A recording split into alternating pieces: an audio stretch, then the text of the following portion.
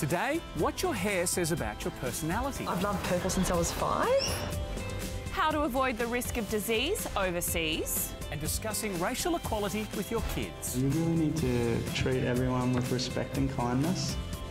Stay with us for a show packed with advice, inspiration, motivation and nutrition. We're turning it on just for you. Absolutely awesome. Let's all get well, stay well, live well and look fabulous. Right here in the House of Wellness.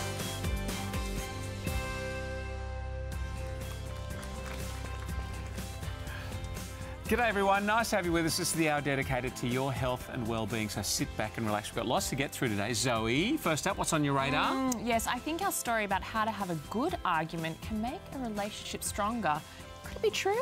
It's going to be fascinating. I hope so. I won't argue with you about it. Don't start with me. Gerald, what do you got coming up? We're all different in sleep, Ed, and I'm going to look at a couple of other issues involved in sleeping today from a supportive nutrient perspective. All righty. And Jo, you're going to kick us off with something most blokes don't know much about. It's the psychology of hair. And you know that expression, having a bad hair day? Yes, it means more than we think. Well, it really does. I think sometimes we as women don't realise how much of our identity we attach to our hair. Zoe, would you agree? But as I discovered, there are many different ways our hair can impact how we see ourselves.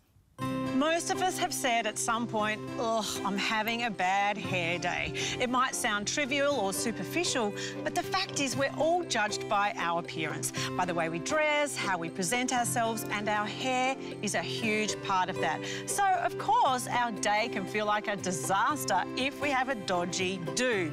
But can we lift our mood by changing our hair? And what does our hairstyle say about the person we are? Purple hair.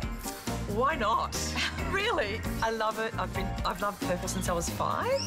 It makes me feel confident, bright, fun, and it suits my personality. I suppose I define myself a little bit by my hair. I try not to, but I think it just naturally happens. There's just probably an extra spring in my step when it's looking good. I'm a rock star.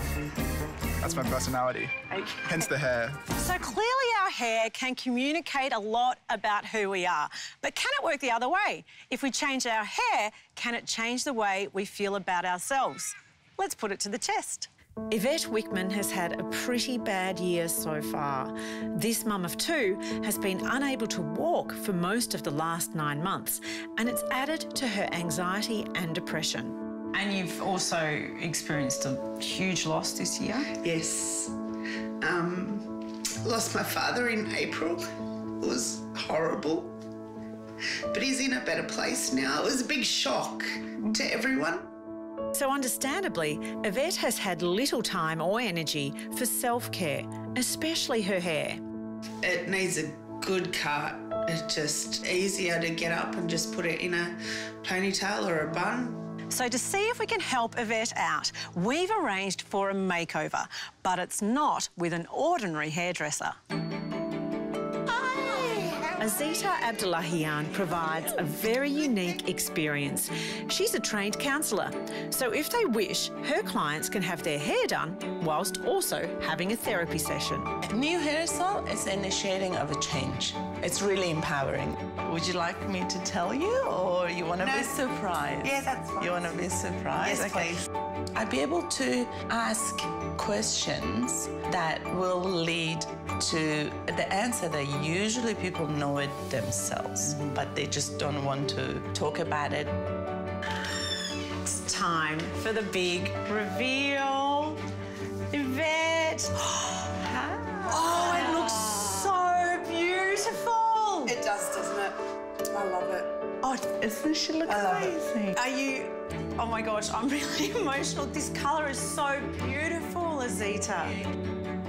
It was wonderful just to being able to sit there and chat. Someone that could understand and relate to my situation. Yeah. It was very helpful. Do you feel like this has started something? This is the start of a process moving forward? Yeah, for sure. But yeah, this is the start. Absolutely. Clean hair, clean health. Keep going. I'll get there. Oh, you will. So we've seen how changing your hair can lift your mood, at least in the short term. But what about in much more serious situations, like when cancer patients lose their hair due to chemotherapy? How does that affect them, and what help is available to them? Greer Cash has recently been diagnosed with breast cancer. Went through having a mammogram to having an ultrasound, having a biopsy, and being diagnosed within 2 weeks of my 40th. Greer has just started chemotherapy, and her doctor has told her that she will soon lose her hair. I think most women's hair is sort of, who they are, So Greer is having an appointment with Diane Guy, also known as the wig lady, to prepare for her impending hair loss. Most of Diane's clients have lost their hair through chemotherapy or alopecia. They're at a really tough time in their lives, so got to be careful, just touchy-feely, give them a few cuddles. Wow. Doesn't that look real? Yep. Diane carries up to 700 wigs with her, and the aim is to find one that makes her client feel comfortable and confident. Love it. Wow, thank you. That's great. And it made me feel just like confident, feel like myself. This will make all the difference when Greer eventually loses her hair. I want to be a poster child for, women that might go through this. Wear a wig, wear it with style, and just do as much as you can to put yourself forward. Not like go back into a shell, like just put yourself forward in the best light you can. Yeah. Gosh, it's such a beautiful story, Jo. Yeah, it was. It's just astounding the impact our hair has on us. I think we perhaps don't understand how deep it really can go, and it's important to understand how our hair affects our sense of self. Imagine then the impact of losing your hair for no apparent reason, and that's what happens to people experiencing alopecia, and amazingly 500,000 Australians will be affected by the condition at some stage in their lives. Joining us to discuss alopecia are psychologist Camille Gray and Emma McCoy. Ladies, thank you so much for joining us. Welcome. Thank you. Thank you so much. Emma, I'll start with you first. Can you explain to us what alopecia areata is? Well, look, to be honest, Jo, 2 years ago, I had never heard of it. Really? It came completely out of the blue for me. It basically is your immune system just going a bit crazy. And I think it doesn't really matter which type of alopecia you have, it's a shock to go through and it's out of your control. And you were left 2 years ago thinking, what is happening and what will my response be if I am without hair? Without hair, yeah. So, I mean, at the moment, I am wearing a wig. Yes. I'm happy to take it off. I actually spend most of my days without a wig at all. But I do wear various head coverings depending on the weather and the circumstances I'm in. Yeah, look, it's something that different people deal with in different ways. Camille, you're a psychologist and you're dealing also with people who have alopecia, and you yourself have alopecia. What is that like when someone is diagnosed? I have helped people with alopecia. What happens is it's very, very upsetting. Because you stop looking like yourself, you lose a sense of control about your appearance, and you can go into grief because even though it's only hair, it matters, especially in our society. Of course. And so it's upsetting to the person going through alopecia, and it's also upsetting for their family and friends. So, parents might ask themselves, is it something we did wrong? Right. Kids might feel guilty that their mum looks different to the other kids' mums in the playground. And partners might have to very, very discreetly kind of mourn the change in looks of the person they fell in love with. Right. So it's difficult for everyone. And then, of course, there's the practical sides of managing alopecia. Have you found that that has been a challenge? For me, I tend to not wear a head covering at all unless the weather is cold or hot, or if I'm going out with girlfriends of an evening, I might pull out the blonde wig. But yeah, for me, it was just coming to terms with the new me and accepting that that was my personal journey, is that I now accept myself as a bald woman. I see it as normal, even though I know it is unusual. And what you explained to me, which Zoe, I found this really inspirational, is that you came to understand that you are not your hair. Yeah. That I love that. we are not our hair. We are not our appearance. Of course, we know that. But we are what is on the inside. That's our self, our inner self. And that's what's important. Yeah. So, and thank you, ladies, for sharing your stories. It was so beautiful. And for everyone at home, please stay with us. There's more here after the break on the House of Wellness. Later, tips for keeping healthy on that big family holiday. But next, how we can turn disagreements into a positive. Don't argue, you need to be back here after the break on the House of Wellness.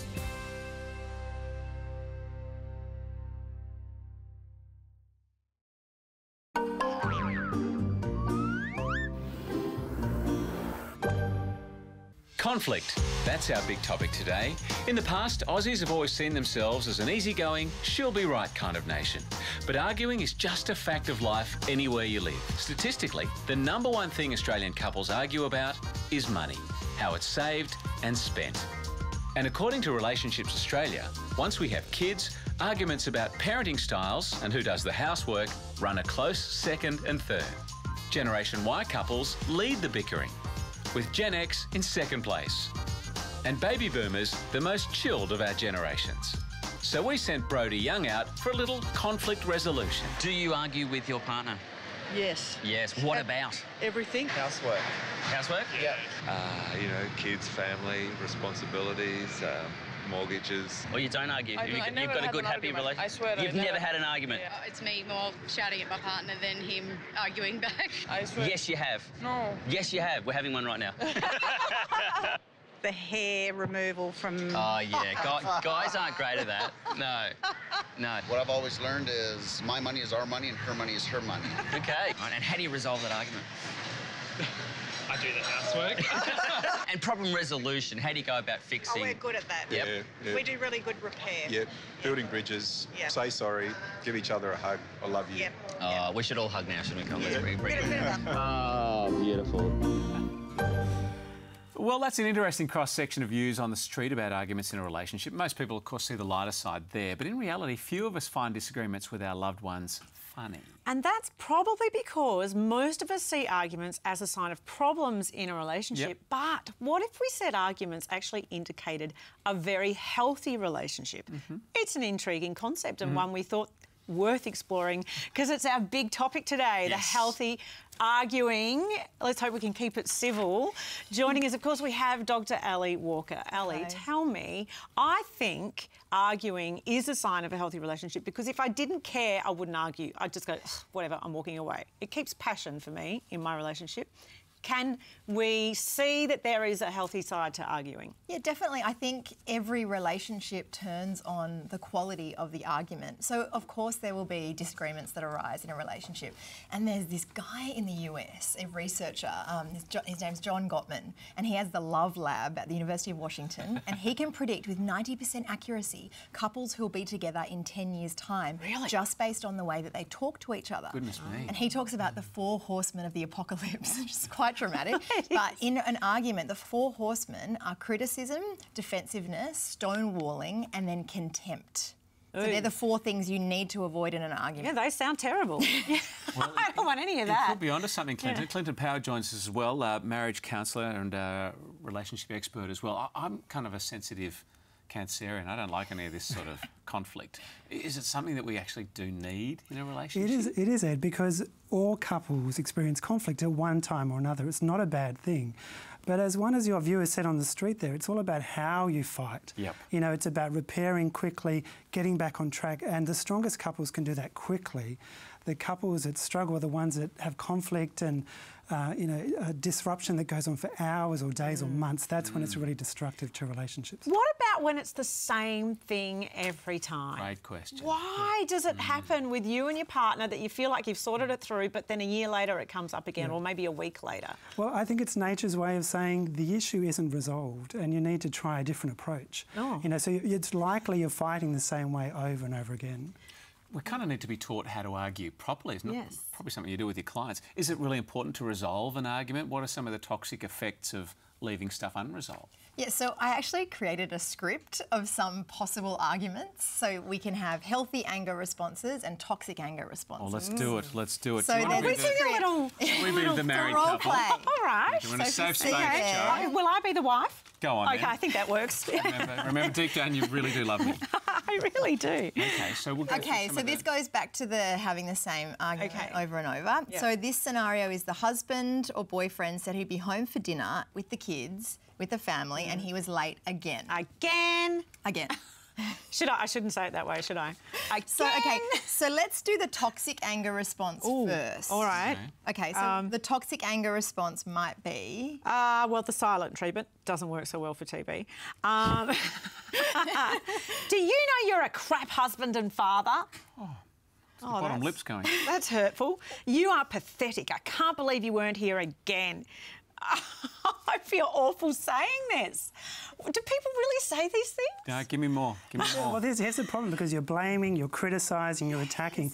They're very destructive communication styles. Although when I'm angry, because I've been let down again, I'm not necessarily going to be calm enough to know not to criticise, am I? No, but that's when a timeout by being really helpful, like take a break, a few deep breaths, go for a walk and come back and address it in a calmer state. All right. Remember the love for me. Now let's do it in a nicer... So a healthy anger response. Okay.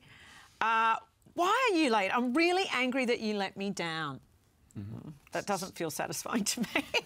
Can I yell? I really want to rage at him. We were all excited for you to be here for dinner. That works for me because you're explaining why I'm let down. You said you were going to come home for dinner and you didn't come. Still feel miserable about it, but okay. Yeah, well, that's maybe your issue because you didn't come home. And another healthier option, perhaps? I felt like you didn't want to spend time with us. Honey, no, it's just late. It's traffic. So that's not as attacking, is it? And we've got a chance to work towards some sort of resolve if that sort of language is used. It's a much better approach because you're owning your feelings, you're not blaming and attacking as much. There's one thing I would add to that, is to tell your partner what can they do right then and there to help you feel better. But what if I'm so angry I don't want to speak with him? Well, you might need a timeout, but come back, because that adds the practical component to it. What can your partner do to help you feel better? It is a big topic. Just got a nice text from your husband, Darren. He said, thanks, mate. Thanks so much. So there we go. We're working. We're resolving, everybody. We're okay, honey. It's the big topic. Thanks, you guys. Clinton and Ali, appreciate that. Don't go away. Plenty more to come here on the House of Wellness. Later, some wise words when we talk to kids about racial equality. I love this country so much because we've learned to become, more diverse. And next, beetroot and nut-crusted salmon to die for.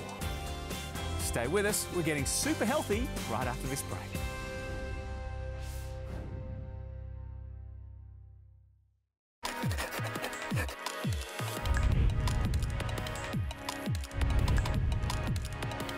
Today's seafood dish is the perfect light lunch for lazy Sundays.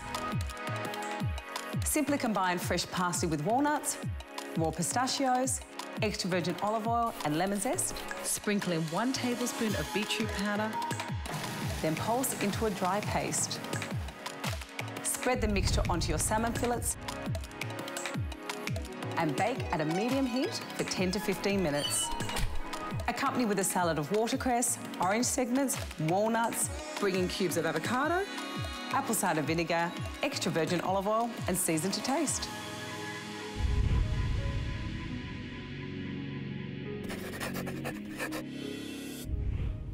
Can you make me that? Yeah, beetroot and nut-crusted salmon. It had the BioGlands beetroot powder. I reckon I'm healthier just from saying it. Well, make it for me and you'll be so healthy. Okay, yum. Who said healthy food has to be dull? Certainly not you, GQ. Never ever, Zoe, particularly beetroot, which actually helps your blood vessels. It's good stuff. Oh, delicious too. And nutritious. There we go. Now it's time for your calls. We've reined in Dr. Ali to help us out as well. Thanks for sticking around. First up, we're going out to Taylor, who we met on the streets in Queensland, with this question for us.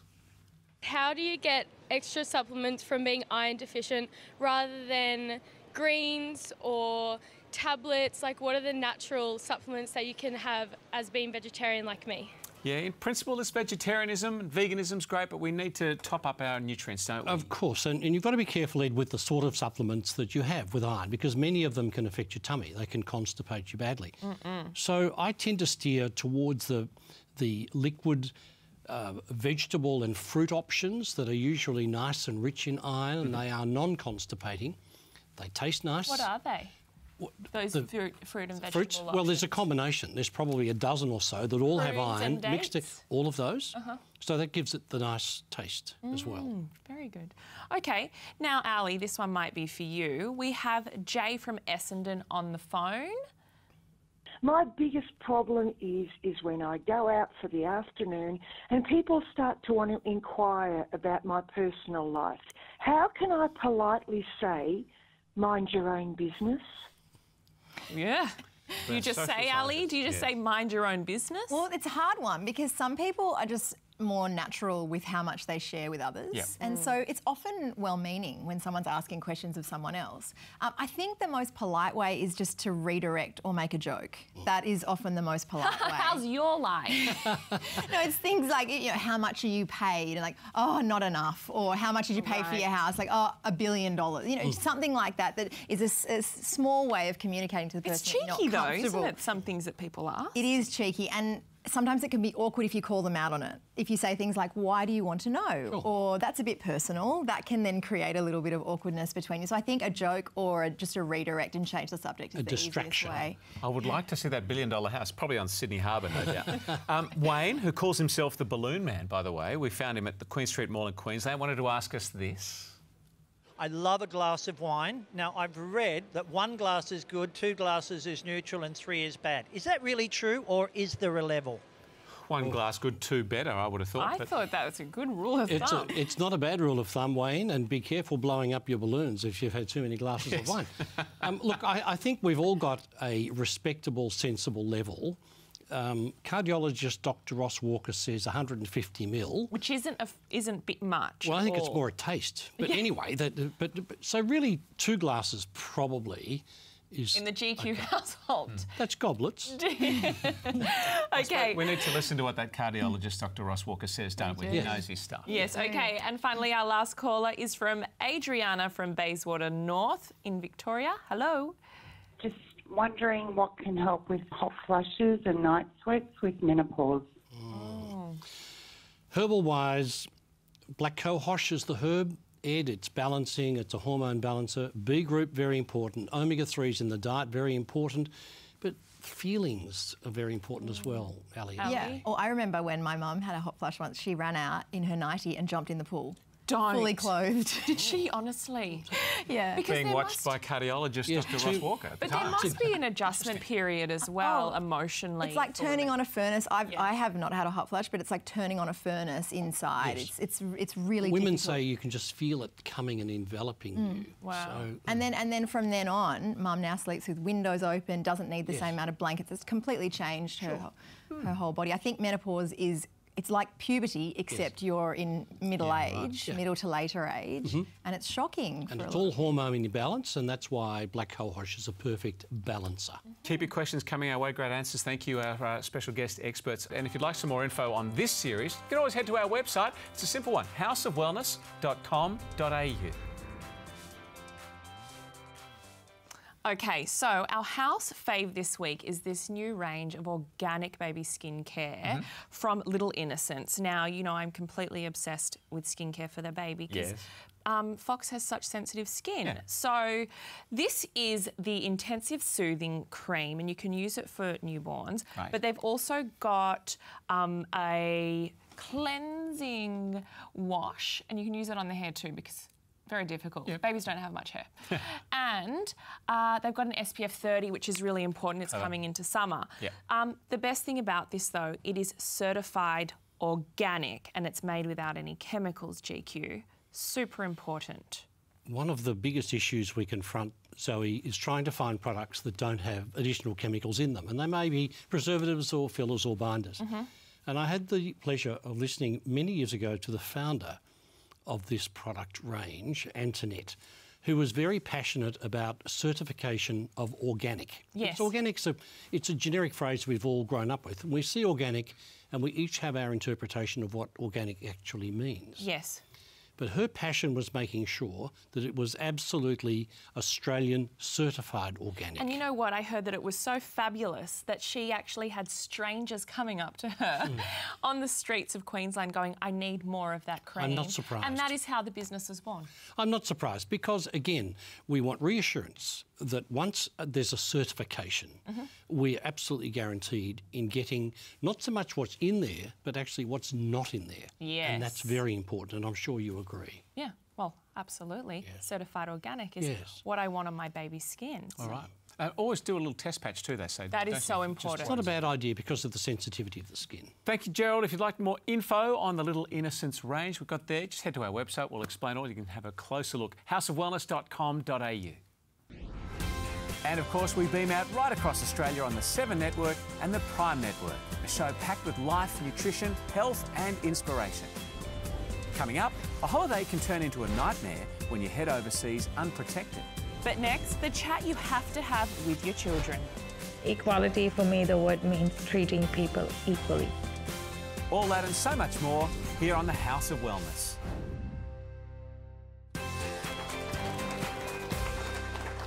Welcome back. Well, as you know, we've been running this amazing series on talking to kids about the subjects you need to discuss with them, even if you don't want to have that conversation. Yes. We've seen our brave families tackle subjects like puberty, gender equality and money, all tricky topics, and today's subject is no different.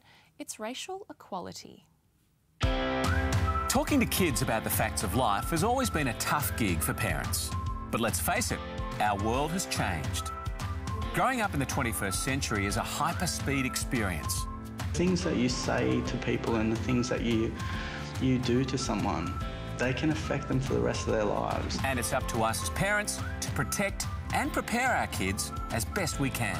It's a gift to have so many backgrounds and cultures. So, we asked a group of very brave mothers and fathers and their curious kids to sit down and talk through some of life's biggest and most awkward lessons.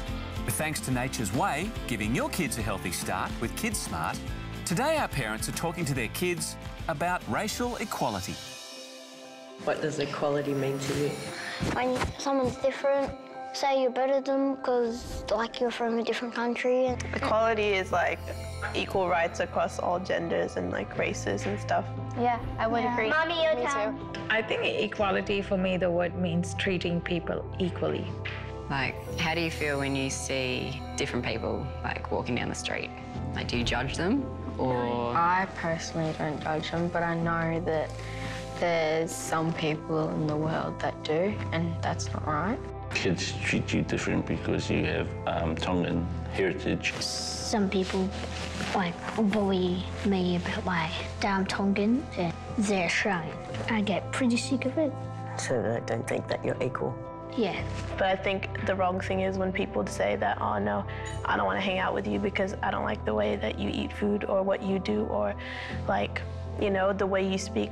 Like if you have dark skin, you know, you're seen as like less efficient. But like when we were in school, when we were like the only dark ones there for a while, it was very difficult like finding friends that understood. Like for example, we have a Latin background, right? And it's a minority in Australia. Was it ever brought up to you in any way? Our background is not the same, but then again, it's also even better than being the same. Because if we were all one person, then it wouldn't be fun, it wouldn't be bright, it wouldn't be colourful. Because you get people say to me when I was younger, I'll go back to your own country and that. So we started forming our own little groups and fight each other, but that's not really the way to do it. Because if someone says something bad to you, yeah, you can tell them you don't like what they're saying. Just ignore them. Yeah, but if you react, then it's gonna turn even worse. The things that you say to people and the things that you do to someone, they can affect them for the rest of their lives. Yeah, words are hurtful. Yeah. Yeah, so you really need to treat everyone with respect and kindness okay? Everyone should be treated the same. Yeah. Whether they're a different coloured skin or whether they're from another country or whether they're girl or boy or whatever. Yeah, because that's the thing, that we don't choose how we come out. So we don't choose if we are Latin, French, Indian, African. We're just born. You got that saying that goes, sticks and stones will hurt your bones, break your bones, but words will never hurt you. But sometimes the words starts up the arguments and the fights, and then someone gets hurt. What is one of the things about multiculturalism, you know, where everyone is different, yet they bring their background and share with us? What is the one thing that you like the most? It's a gift to have so many backgrounds and cultures, because if we didn't, then we'll just be boring people. Yeah. Australia is a perfect country, isn't it? Yeah. Because there are so many things that we can experience from having all these many different people, different cultures. We can learn so much. The food, the variety of food, the variety of knowledge that we can get as well. I love this country so much because we've learned to become, you know, more diverse. I think it's just a matter of time before, like, the rest of the world follows along. Just amazing kids, great answers. Smart parenting too. Well done to all our families there. Yeah, thank you to the families that allow us to film them in those really intimate conversations. You know, I hope that their courage has helped you guys out there open those kinds of chats with your kids. But if you need any more information on how to start the conversation or where to go, head to our website, houseofwellness.com.au. There's some tips on there. Now, everyone knows Australians love to travel. In fact, last year alone, we made some 10 million trips overseas. Yeah, it is no surprise, really. The internet has made the whole process just so much easier. And the costs of travel have come way down. But is it too easy? When you can book your holiday in a matter of minutes on your computer, you may be forgetting some crucial aspects of travel safety. Well, as many as 50% of Australian travellers will develop health problems while they're overseas, and 8% will need medical treatment. Now, you might be thinking about booking your end-of-year holidays right about now, so joining us to advise on safe travel and vaccination too is GP Dr Elana Gance. Nice to have you back with us, Doc. Welcome. For most of us these days, it's a couple of clicks, isn't it, to book a ticket and jump on a plane overseas. Should we be prepping a little bit better? Yeah, we definitely should. The research shows that most of us don't even think about travel. We treat Bali like it's Brisbane, and it's not, you know. No. So there's lots of diseases overseas. You said about 8% of us needing to get medical care. It's expensive. We're a bit worried about who we're seeing overseas. It can be quite nerve-wracking. So the Smart Traveller website says be informed and be prepared, and that's really the best way to travel. So let's talk preventions, because I don't want to get to you-know-what when we go to Bali. Right, and 35% will. That's a high stat. Yeah, very high. So, yeah, prevention is really the key. You know, I've got too many times when my patients spend all this money, they're really excited, save up for the trip, and then they see the inside of their bathroom walls, and that's about all. And sometimes it can lead to serious illness. So there's even hepatitis A and cholera, perhaps in food and water. Yeah. So prevention is the key. So bottled water, really important. Brush your teeth, only drink from that. Ice, trick for young players. Oh, yes. Yeah, so ice obviously melts, you're drinking the water. So safe water is very important. No salads? So the salads is a problem. They wash it in the water. Right. So generally the adage is if you can't cook it, boil it or peel it, forget it. So it's 2018. Do we need vaccinations still in this day and age? Yeah, unfortunately, yes, we definitely do. So 2018 is very different in Australia than in developing countries. So there's lots of diseases out there that are rife, you know, hepatitis A, typhoid, lots of diseases which a simple jab can prevent. So really important to be prepared again. So about 4 to 6 weeks before you go, go to the GP, detailed itinerary, where you're going, where in that country you're going, what previous vaccinations you've had, and then we can work out a bit of a plan for you. Sometimes you need to have them in a series, so it's good to have a bit of time on your hands. And what other illnesses, like with mozzies and malaria, Those things are scary. Mozzies are malaria, Zika, which is a big one now. Big one. Yeah, and dengue. So again, prevention's the key. So good quality mosquito repellent. I always like to travel with mine. I know the quality of the product in Australia, so I buy it before I go. You're going to need to apply it and reapply it regularly, so reapply. And these countries are often warm, so you put the sunscreen on first and then put the Mozzie repellent on top. Right. Yeah, good trick, yeah. I like to see what a doc takes overseas. You've got a little sort of sample of some must-haves when you travel. Listen, I really do travel with sort of the whole pharmacy in my bag. I like to have everything with me and know that it's good quality. Yeah, I think, you know, it's important to be prepared, but that's going to depend on where you're going, what you need. So it's always worthwhile to go to your pharmacy, have a discussion with them or with your doctor, and they can tailor your medical kit for where you're going. But I always will have sort of electrolyte rehydration if you get the diarrhoea, bit of medicine to sort of perhaps block you up, or antibiotics if you need to, sunscreen, mosquito repellent. So that's a good point. Is there like a generic antibiotic that you can just take for all things, you know, if you say an antibiotic?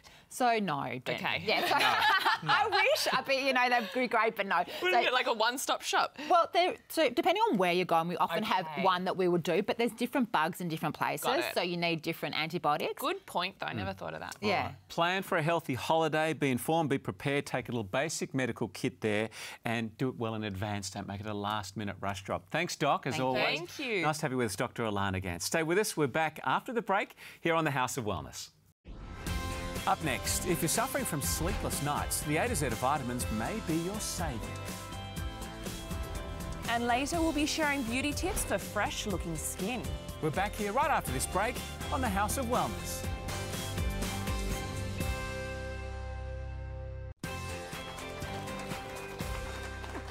Welcome back to the House of Wellness. It's a fact that when we're young, our skin is fuller and fresh looking, and you can get away with a more minimalistic approach to your skincare routine. But as we age, so does our skin. It can become dull looking and patchy. So here joining me today with advice on a new skincare regime is Antipodes founder and CEO, Elizabeth Barbalich. Welcome. Thank you. Now, I'm becoming older too, and I am experiencing some of these rednesses and blotches, blemishes, and I even have an age spot. What can we do about this? Well, I think the key thing is to use a good skincare regime. So as we age, our skin does change. It's most unfortunate, but it's a fact. So as your skin is overexposed to sunlight, you are exposed to more stress, and obviously hormones really change the look of your skin. So if I'm getting dull and patchy skin, what's the first thing that we can do about it with our skincare? Well, I think the key thing is start with a really good cleanser. So at Antipodes, we're all focused around clean, fresh face beauty. So that's all about, you know, the fresh appearance of your skin and looking healthier. Right. So the key thing is start with a really, really good cleanser. So, and a good cleanser is one that you want to moisturise and plump the skin, right? Is that what it does? Yeah, moisturise, draw out impurities in the skin, bring the dirt out of the skin, brighten the skin. Okay. We have a fantastic product, which is our new Halo Mud Mask. Okay. Certified vegan, so it's healthy as well. You can eat it. You can eat it. All healthy ingredients. Has a really amazing texture. So the texture in the product is silky and smooth. And the key ingredient is mud, volcanic mud from New Zealand. Wow. So that helps draw out the impurities of the skin, and it also contains an ingredient called Bonanza Performance Plus. What does that mean? Okay, so it's an ingredient from the seeds of the Sauvignon Blanc grape seeds from New Zealand. Stop it. So I'm putting the wine You are in putting my the tummy wine. and my face. Absolutely. Okay. Along with the skin of the kiwi fruit, which helps lighten and brighten the skin and reduce redness. So it's a fantastic way to start the day. Really gives your skin a super boost. Wow, okay, so I've cleansed, I've done a little mud mask, and I'm feeling very fresh. Yes. What's my next step? Okay, the next step is Ultra Care. So use a targeted serum. So we're a real believer in using good quality serums in the range. So Apostle Skin Brightening Serum is really good for targeting micropigmentation. So that tiny little spot, which I can't see by the way. So much makeup on there. on your skin. So this has the Bonanza Performance Plus, so the hero ingredient for lightening and brightening the skin. Okay. And it also has Bonanza Oxyfend, which is from the Pinot Noir red grape skin. Oh my gosh, I am loving this. Which is an anti-inflammatory ingredient. So that helps bring down any redness which is showing in your skin. So that's another like boost of brightening. Absolutely. It's like a super smoothie, like a juice, like a fresh raw juice that you take into your skin. And because your skin just does drink in products, so you want it to be good quality, right? Absolutely. It's all about fresh New Zealand ingredients, certified organic, certified vegan. So it's about putting the best ingredients onto your skin, as you would in your body. Of course. So after we do that, I want to talk about moisture, because we all know that is about brightening too. Yeah, absolutely. So my favourite is our Manuka Honey Skin Brightening Light Day Cream. It's quite delicious, this range, isn't it? Absolutely. So I have very dry and very sensitive skin, so I like a light but super, super rich moisturiser. Okay. So it has world famous Manuka Honey, which is a natural humectant, so it helps draw moisture into the skin. Okay. Then it has peony flower, which is a tyronase inhibitor, which is an enzyme that triggers melanin production. So it's really working at that early stage, and the Bonanza Performance Plus as well. Amazing. So super good for micropigmentation and then larger pigmentation spots. Beautiful. And it is organic, something that's very important to you as well. So definitely. Certified organic, certified vegetarian and vegan as well. Oh, thank you so much. I'm very excited to use this. Got to get rid of this spot. Thank you so much, Elizabeth. Now it's time for the A to Z of vitamins. Over to you, Ed. Thanks, Zoe. Well, if falling asleep for you isn't as easy as it possibly could be, maybe there's some supplements that might give you a little wriggle along to get you off into dreamland. Jo, GQ, fire away any suggestions? It's really important to understand, Ed, that going to sleep for some people isn't something you just switch on, switch off. Yeah. And often, and there are a lot of different variations on the market, but sometimes you've got to just try a couple that will gently just get you off into la-la land. Usually there's magnesium, relieves the tension. Yep. Often there's valerian, because that's a calming for the busy mind, and I bet your mind's busy. So busy, you've no idea. And hops are not the sort of hops that you normally look at, Jo, but hops is a herb to soothe again and just get you into the sleeping frame of mind. So when I take something, it's because I do have a lot of trouble sleeping, is it going to make me drowsy the next day? No, not at all. You'll often wake up drowsy because you've slept poorly through the night. So if we can get better quality sleep, you won't be drowsy. There we go, some great options there. And the A to Z of vitamins brought to us by Swiss, Australia's #1 brand in vitamins and supplements. Stay with us. We'll be back after the break right here on the House of Wellness.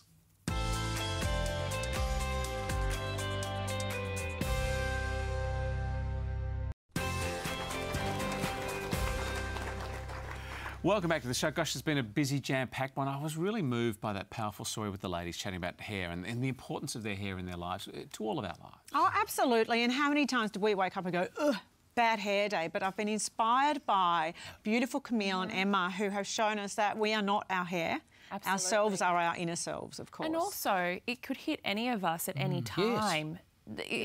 So many Australians will experience this in their lifetime. Quickly, as they said, in the space of a couple of years too. Phenomenal. Amazing stuff. All right, guys, been great sharing the couch with you. Plenty more to come from next week's show. If you want more from today, just Google the House of Wellness. First, though, I just want to have a look at your hands, if I might. I know. Do you know what they tell me about you? Tell me.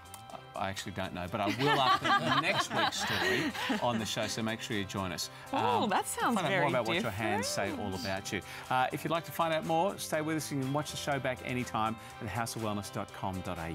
Yeah, and you know what? We have crucial advice for parents and grandparents about protecting your back when dealing with the little ones. GQ, you can help me out with that, maybe. Handy stuff. Thanks, you guys. Thanks to our team, and thanks to our friends at Chemist Warehouse as well. Have a healthy and well week. See you soon. See ya.